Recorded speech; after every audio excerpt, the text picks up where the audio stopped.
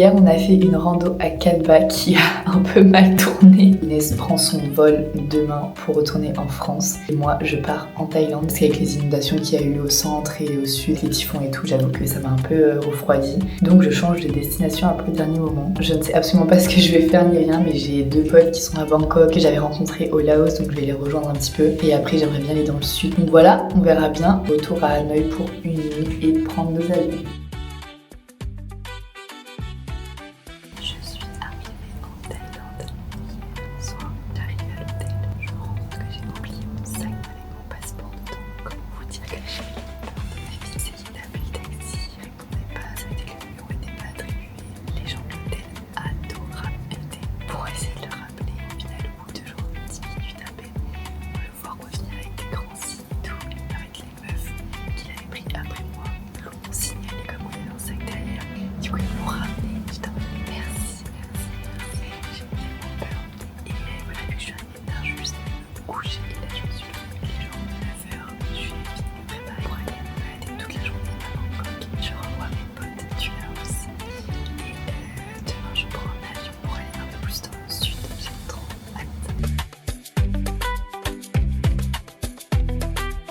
Bon, là je me balade un peu, j'avais mis en gros le chemin pour aller jusqu'à un des lieux que je voulais voir.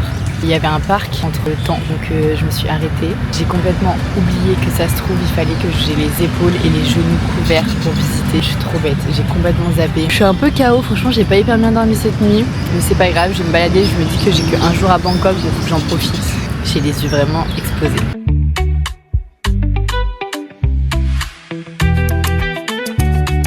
Peut-être que c'est pas le meilleur jour pour vous désinfluencer des hostels comme j'ai mal dormi hier. Mais je trouve qu'on n'en parle pas assez. Tout le monde est en mode ouais, les hostels c'est incroyable, tu rencontres plein de gens et tout. Oui, il y a des fois, il y a des hostels où tu rencontres plein de gens et c'est trop cool et ça devient des partenaires avec qui tu peux partager ton voyage pendant un moment. Mais croyez-moi, il y a des fois c'est pas ça.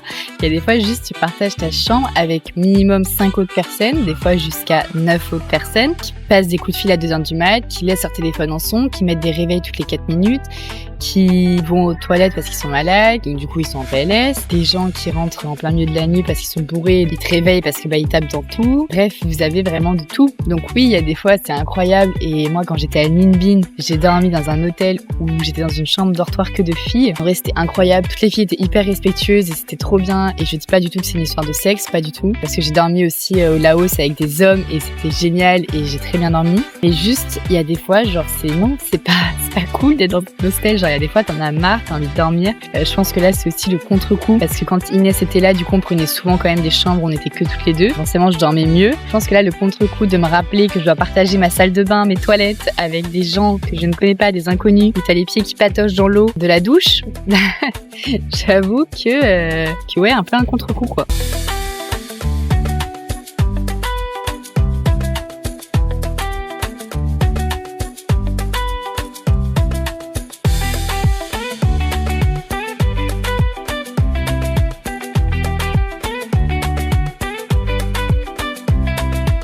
Baladée dans ce parc ici et j'ai fait cette pagode qui était incroyable, mais on va pas se mentir, il y a énormément de monde dans la pagode. Là après dans la rue il n'y a pas grand monde, c'est tellement plus calme que le Vietnam, même s'il y a du monde je trouve qu'il n'y a pas beaucoup de bruit. En tout cas là je vais prendre un taxi et je vais aller rejoindre mes potes du Laos et je sais pas du tout ce qu'on va faire.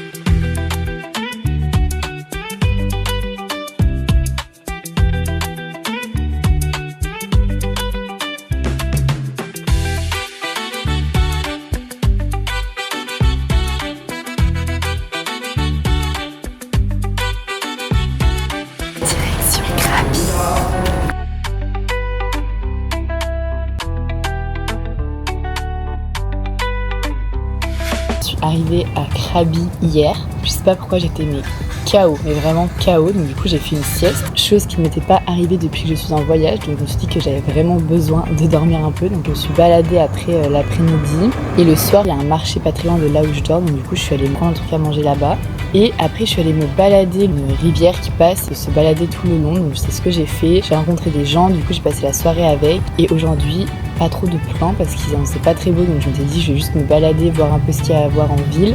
Et demain j'aimerais bien faire un tour de bateau parce qu'il y a 4 petites îles qui sont pas très loin d'ici. C'est horrible de dire ça parce que je suis en voyage et je suis trop contente, mais franchement changer de style tous les 2-3 jours c'est hyper fatigant.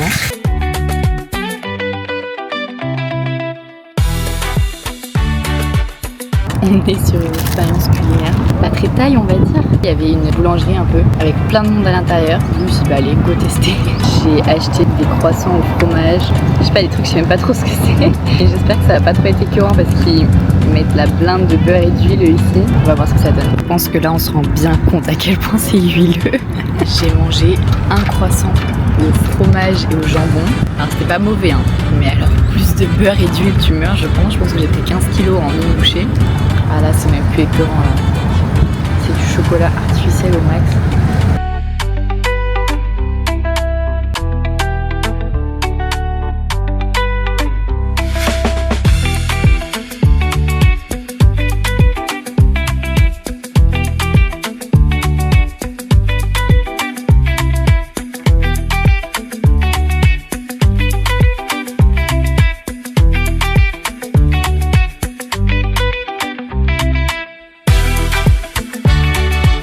J'avoue que ce vlog transparent au max, c'était carrément une journée sans. Je pense que j'ai passé mon temps sur mon tel.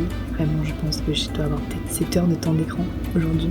Je savais pas quoi faire, je m'ennuyais. Je suis allée me balader un peu ce matin dans la ville. Cet après-midi, je suis allée voir un point de vue. Mais en vrai, les deux réunis m'ont peut-être pris 2 heures dans ma journée. Je suis forcée à réserver un tour pour demain en bateau. Comme ça, au moins, je pars. Je crois le matin à 8h et je reviens genre à 15h. J'ai pris aussi mon billet d'avion, ça ma mère ne le sait pas parce que j'avais pris un premier billet normalement qui devait être le 11 décembre. Et honnêtement quand j'ai vu mon mood, j'ai pris la décision de rentrer plus tôt. Il reste un peu moins de 10 jours en Thaïlande, donc je vais profiter au max. Après je rentre pour faire la surprise du coup à mes parents et encore plus à ma mère parce que ce sera son anniversaire.